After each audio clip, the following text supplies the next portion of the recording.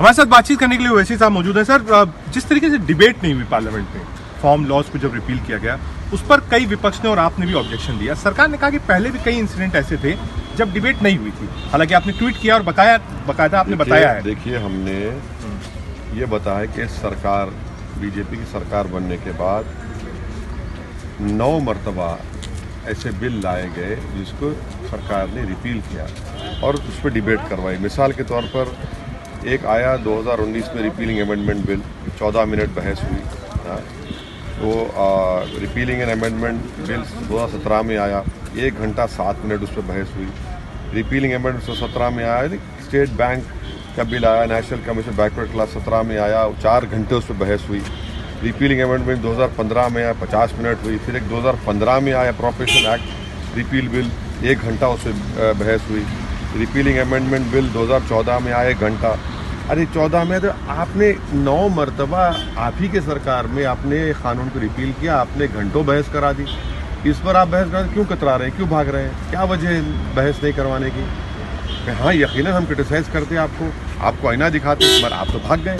छोटी छोटी पार्टीज जो हैं वो अखिलेश यादव के साथ अलायंस कर रही हैं। राजभर साहब को हमने देखा, अपना पटेल जो अलग हुआ उसको देखा हमने, सुनकर पार्टी को देखा। तो क्या अभी भी ओपन है? आपने पहले भी कहा था कि आप ओपन है अलायंस। हमारी पार्टी ने फैसला लिया कि हम कांग्रेस और बीजेपी से अलायंस नहीं करेंगे। ये हमारा स्टेटेड पोजीशन है। अब आगे देखिए क्या होता है, तो वक्त ही तय करेगा कि हमारा किससे अलायंस होता है नहीं होता है। मगर ये बात बिल्कुल हम आपसे कह रहे हैं कि हमारी पार्टी इलेक्शन लड़ेगी, पहले से ज़्यादा ताकत से और ऑर्गेनाइज तरीके से लड़ेगी। और हमारे पार्टी प्रेसिडेंट शौकत साहब ने इस बात का ऐलान भी किया कि हम 100 विधानसभा पर इलेक्शन लड़ने की तैयारी कर रहे हैं।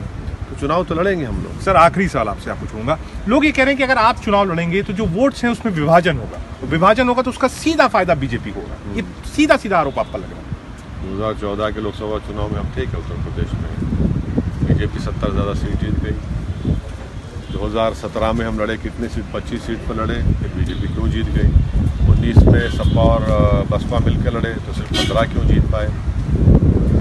आप तो मुसलमान को अपने बाजू बिठाने से डरते हैं, आप उनको सम्मान नहीं देना चाहते, आप उनका डिप्टी सीएम नहीं बनाना चाहते, आप तो मुस्लिम लीडरशिप के बनाने से आप डरते हैं, आप तो सिर्फ अपनी ज़ात और बरादरी की बात करते हैं। तो अगर 19% मुसलमान अगर अपनी लीडरशिप नहीं बनाएगा तो कौन बनाएगा? देखिए, उत्तर प्रदेश में चाहे वो बाघेल हो, चाहे वो कुर्मी हो, चाहे वो ब्राह्मण हो, चाहे वो ठाकुर हो, यादव हो, जाटव हो, आप उनको सम्मान नहीं देना चाहते, आप उनका डिप्टी सीएम नहीं बनाना चाहते, आप तो मुस्लिम लीडरशिप के बनाने से आप डरते हैं, आप तो सिर्फ अपनी ज़ात और बरादरी की बात करते हैं। तो अगर 19% मुसलमान अगर अपनी लीडरशिप नहीं बनाएगा तो कौन बनाएगा? देखिए, उत्तर प्रदेश में चाहे वो बाघेल हो, चाहे वो कुर्मी हो, चाहे वो ब्राह्मण हो, चाहे वो ठाकुर हो, यादव हो, जाटव हो, हाँ, कितनी ऐसी बरादरियाँ बता दें जहाँ पर जिनका पॉलिटिकल एम्पावरमेंट हो चुका है और उनकी लीडरशिप है। अगर किसी का एम्पावरमेंट नहीं हुआ पॉलिटिकली, किसी का कोई नेता नहीं है तो मुसलमान है। वो इसलिए नहीं है कि हमने इनको इंदिरा गांधी से लेकर चौधरी चरण सिंह से लेकर मुलायम सिंह को मुल्ला मुलायम सिंह, अखिलेश यादव, इन सब को वीपी सिंह हो, भाई मुसलमानों को मिला क्या? सोशल, इकोनॉमिक, एजुकेशन इंडिकेटर्स देख लीजिए, इसका पॉलिटिकल लीडरशिप से ताल्लुक़ है। तो यही बात अब उत्तर प्रदेश के नौजवानों को, जनता को समझ में आ रही है। सर, क्योंकि आपने मुसलमानों की बात की तो योगी जी हमेशा कहते हैं, अब्बा जान की बात करते हैं, जिन्ना की बात करते हैं, तो आपको लगता है पोलराइज हो जाएगा इस पूरा चुनाव? योगी ठाकुरों का लीडर है।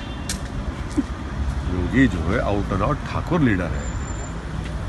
ये 4-4.5 साल में योगी तो सिर्फ ठाकुर करते रहे।